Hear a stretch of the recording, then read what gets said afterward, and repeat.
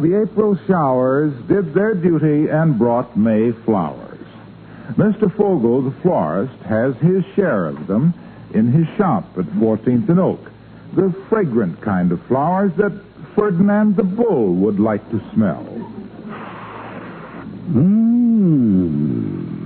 No, that wasn't Ferdinand. That was Mr. McGee of Fibber McGee and Molly.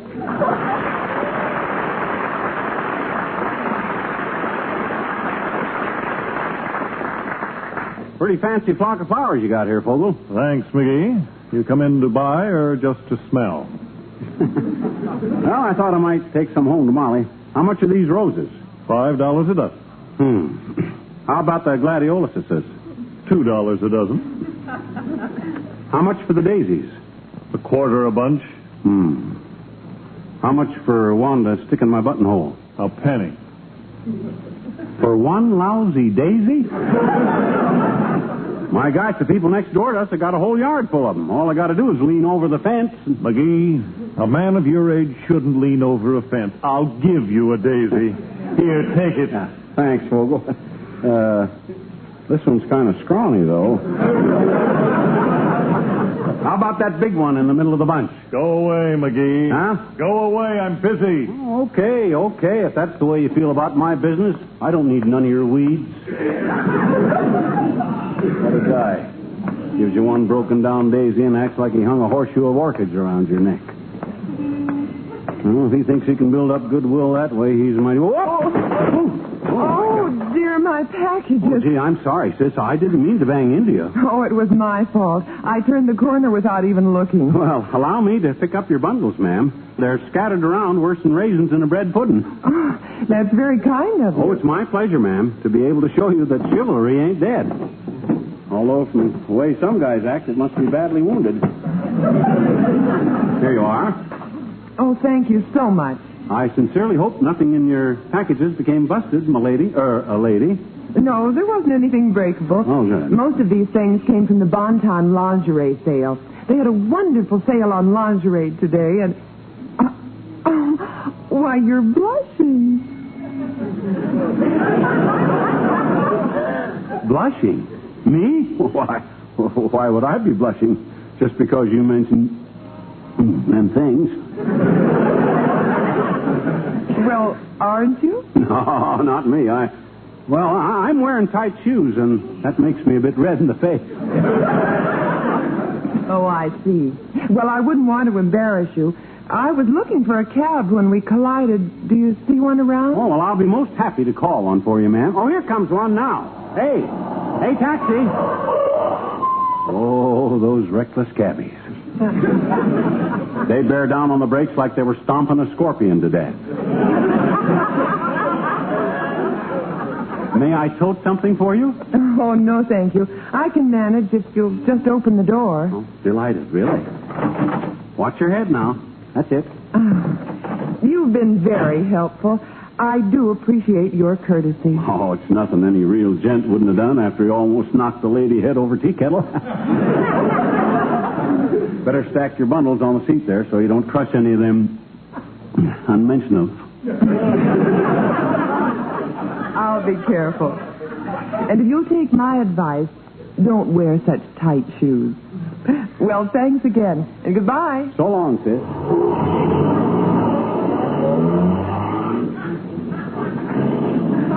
Very nice gal. Good looking, too. Good thing nobody saw me helping her into that cab, though, I guess. The way people gossip around this town, that could sound kind of bad. And if Molly heard it wrong, she... Hello, Romeo. Oh, it's you, Fatso. Who is the pretty lady, lover boy? What you mean, pretty lady? I didn't see any pretty lady. Ah, come off it, lover boy. I was across the street in Walt's malt shop, and I saw the whole performance. You did? That I did. And the lady I seen you with wasn't your wife, lover boy. Stop calling me lover boy. Now, you look here, Doc. This is a new McGee. Huh? Have you been going to another doctor and getting vitamin pills? No. Now, look, Fatso, I'm as innocent as a lamb. Innocenter. A lamb followed Mary, but I wouldn't follow no woman. A likely story. Oh, please, Doc, don't say that. All I done was pick up a lady's cabs and put her in a bundle. Bundle a cab and pick up a lady. I picked up... Oh, my gosh. Oh, stop it, stupid. This joke is getting out of hand. I'm only kidding. You are? Of course. Don't mention this to Molly at all, then, huh? You know how women are. She might not understand. Don't tell me she's jealous of you. I'll say she's jealous. She found a letter I got from Fred Nittany, the guy that I and him had a vaudeville act together from Starved Rock, Illinois together. Fred wrote about when we were on the bill with Mercedes, and I gave her a present, and to this day, Molly don't believe that Mercedes was a trained seal. Oh, did the letter say she was a seal? No, but it said what the present was. Would I give a girl a 12-pound halibut? Oh, Molly's probably kidding you, too. Incidentally, speaking of show business, I had an interesting experience last night. I attended Wistful Vista's first 3D production. Yeah, one of those new movies, huh? Oh, Mrs. Carter had triplets, David, Daniel, and Douglas. See you later, son. Oh, so long, Pat.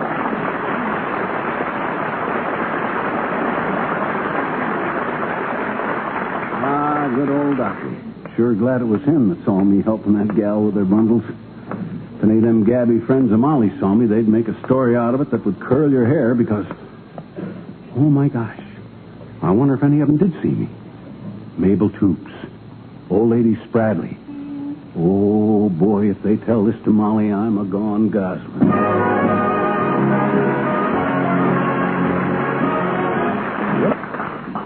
Doggone it, I don't know whether to tell Molly or not. Nobody saw me and nobody tells her. There's no use in me bringing it up. But if somebody does tell her and I don't tell her, I should have told her first. Doggone it, I need advice on this. I ought to get a woman's viewpoint on account of because... Here comes Cora Burns from the malt shop. She can give me an idea how a woman reacts to a thing. Hey, Cora. Oh, hello, Mr. McGee. What's the panic? Oh, no panic, Cora. I just wondered if I could ask you something. Why, sure, Mr. McGee. Go ahead. Well, I don't quite know how to put this, Cora. But look, what would you say if somebody told you that they saw your husband helping a girl into a taxicab with a bunch of bundles? When, Mr. McGee? Where did it happen? No, this morning, Cora, at 14th and Oak. But that don't matter. What I want to know... Why, that bum. So that's where he went. Huh? Told me he was going downtown to pay the light bill. Got some money from me for it. Was she pretty, Mr. McGee? Well, yeah, but I didn't mean your... I knew it. That's that blonde hussy Marvin was going with before we were married. The one I stole him away from. That he was engaged to. Ooh, that bum. Now, wait a minute, Cora. I don't mean your husband. Wait till I get my hands on him, that bum. That double-crossing rat. Oh, Cora. But Cora, hey.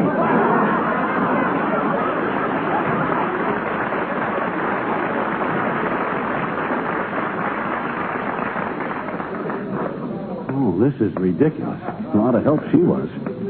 Try to ask her a simple question, and she rushes off to slug her husband. Well, I bet Molly wouldn't act that way if I told her. Or would she? I don't know.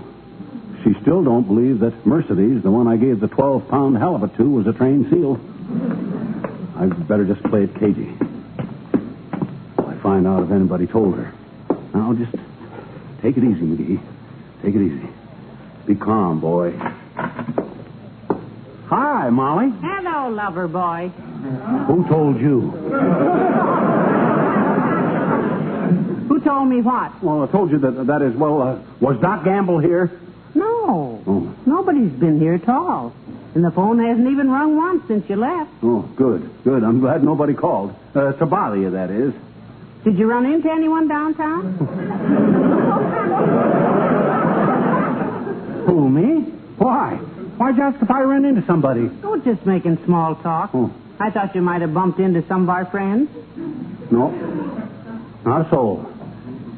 Didn't come near anybody. Didn't even look at anybody. Sounds like a dull day. Oh, it was okay. I like to get out in the air and stretch my legs. Puts life into me. Oh, you got plenty of life left in you, dearie. Me? Why'd you say that? Well, because it's true. Huh? Why, out on the golf course, I've seen you swing at a ball 15 or 20 times, while the other men only swing at theirs once.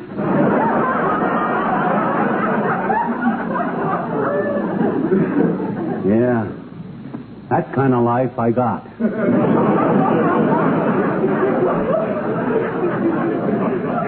I thought you meant... Oh, I wonder who that is. I'll go to the door. I'll head him off. Sit down, dearie. Huh? The door's unlocked. Oh. Come in. Hello, Ollie.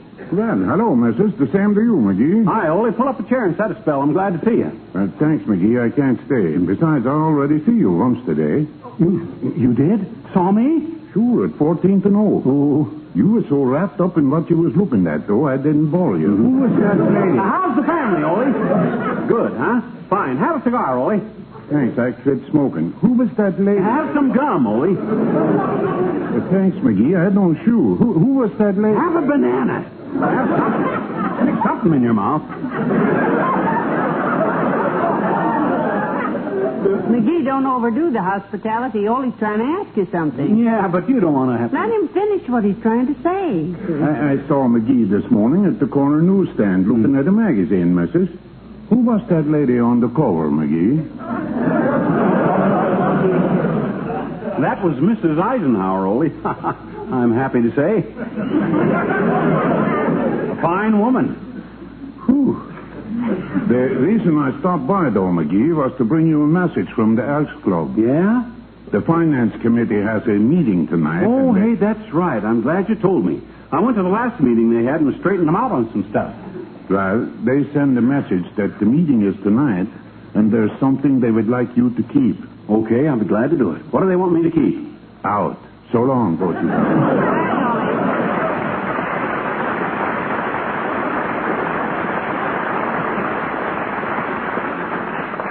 Isn't he nice, McGee? Ah, him and his big fat finance committee. Besides, when a guy sees me downtown, I wish he'd speak to me instead of spying on me and telling me later when I ought to... Hello there, Molly. Hi, pal. Hello, Mr. Wilcox. Hi, Junior. Did you see me downtown this morning? No, I didn't, pal. Good. Come on in.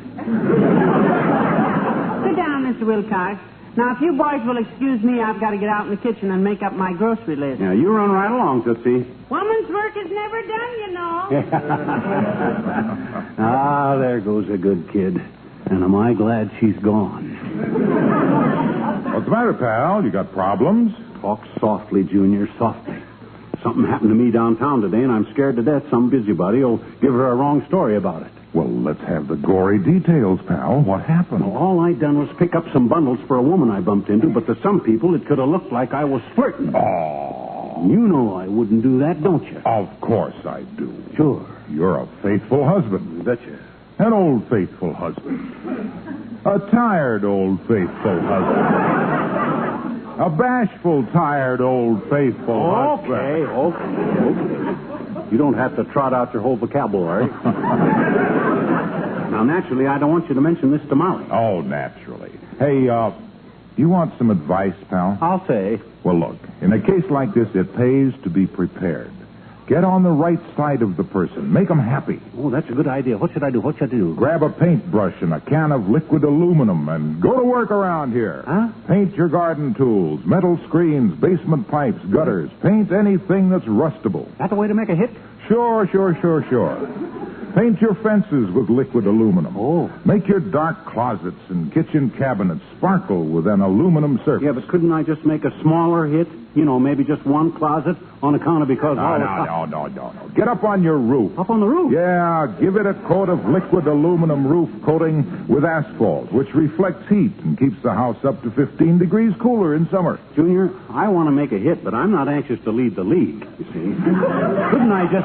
Wait a minute. Keep swinging that brush. Swinging the brush. Use a dozen cans of liquid aluminum. Wow. Made by many leading paint manufacturers with Reynolds aluminum pigment. One more hit and I'll get drafted by the Dodgers. But I'll try it if it'll put me on the right side of Molly. You sure it will? Well, I don't know about her, but it'll put you on the right side of me. You? Sure. It'll make me happy, and I won't tell Molly what you did.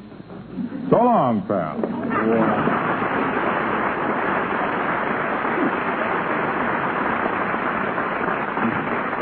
help he is. Make him happy so he won't tell Molly. If that guy opens his yap, I'll pin his aluminum ears back so far. Somebody will tell her, though. Some blue-nosed, blabbermouth, gossipy old biddy will call her up and... I'll get it! I've got it, dearie. You relax. Oh, relax, she says. 79 Wistful Vista, Molly McGee speaking. Oh, I don't know. Oh, hello, Mrs. Hartley. That old gossip. Downtown this I morning? don't know why she has to. You saw him yourself, huh? Oh, I'm cooked. Hailing a cab at 14th and Oak, was he? I'm dead. Well, thanks for calling, Mrs. Hartley. Goodbye. Imagine her expecting me to believe that. Yeah. Don't you believe her. Don't you believe anybody. Claims she saw Clark Gable stopping a cab at 14th and Oak. Ever hear anything so silly? No, I certainly... Clark Gable? That's silly. Oh, boy, that is silly. Ooh. You know, I think I'll call Mrs. Bradley and see if she heard about it. She always knows everything. No. Don't call her, Tootsie. She's a big gossip. Look, I got to use the phone. Yeah, I got to make a call. Important call. Well, if it's that important, all right. I'll sit down at the desk and finish my grocery list. Yeah. You do that. Oh, this is murder. Maybe if I could just tell her real casual-like. Yeah, that's it. Molly, I'll say, I bumped into a lady downtown today. Oh, she'll say. What was her name? Mercedes? Boy, she'll bite my head off. McGee? Yes, Mercedes. Or Molly. Mercedes. Did you say Mercedes? No, I was saying, Mercy, these days sure do go fast with that there daylight savings. Don't they? Yes, sir. Mercy me.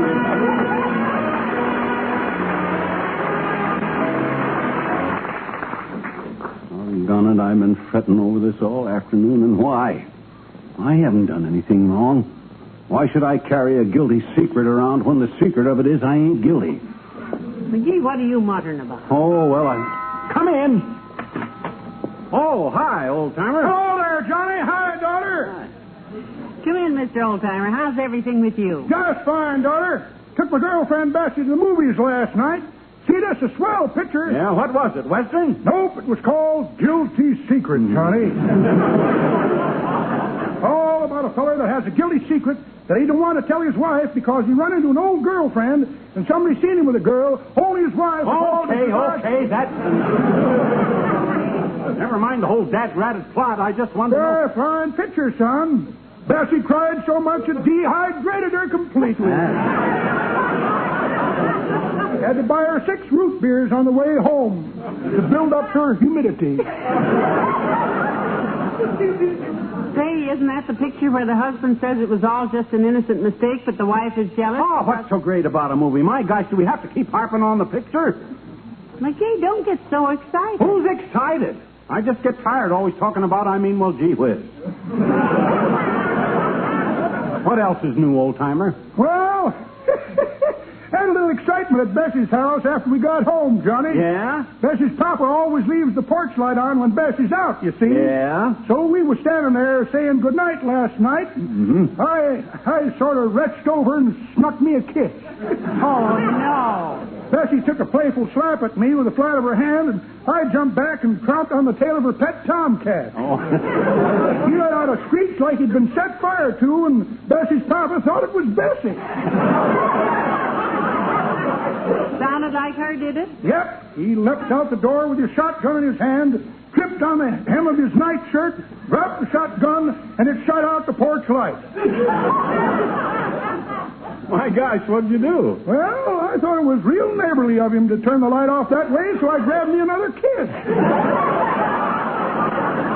Oh, dear, well, you were really... Bessie took a swing at me in the dark with her pocketbook. The papa stood up and caught it right in the store teeth.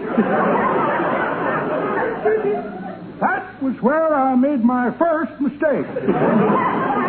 Your first mistake? Yep. I never figured a shotgun being double-barreled. Oh, yeah. I went off the second time. I went off the front porch steps like a rocket.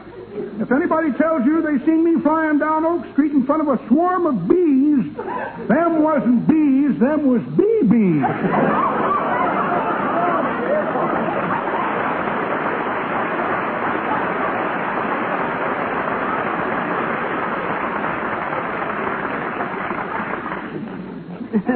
His romance is really something, isn't it? Yeah. Say, if I'm upstairs and Mabel Toops comes by, call me, will you, dear? Mabel Toops, what's she want? Well, she's down at the beauty shop this afternoon, and she said if she heard any news of interest, she'd stop in on the way home. Oh, my gosh, this is it, McGee. This is zero. Oh, Molly. This is awful. Sit down, kiddo. I got something to tell you. All right. What is it, something good? No. Well, look, I was walking along 14th Street this morning, just minding my own business and thinking about you and about how lucky I am to be married to you. And yeah, that's what I was thinking about. You're sweet. Yeah. Well, I bumped into this woman, see, and I knocked all the bundles out of her arms. Oh, I forgot to tell you. Huh? She stopped by here with your library book on her way home.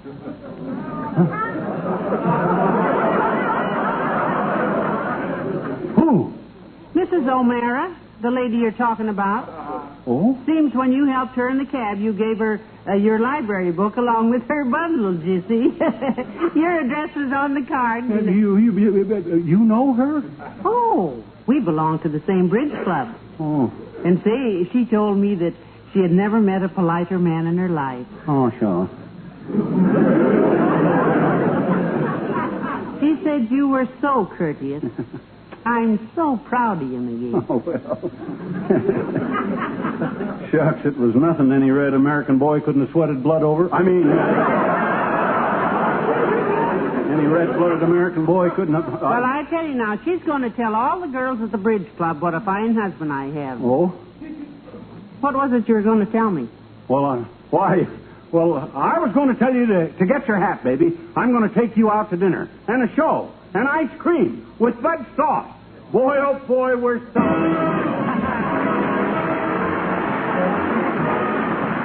My, it's just been a wonderful evening, dearie. Wasn't the movie good? Yeah, how'd you like them short subjects, kiddo? Great. Yeah. Just great. Especially that film of the animal act. Yeah, it was good. I don't know how they train those animals to do such... Say, you remember that seal? You know, the trained seal? The one where he balanced the ball on his nose? You mean the one in the middle? The old seal with all the gray whiskers? Yeah. You know who that was? You don't mean... Was that... Yep. Mercedes.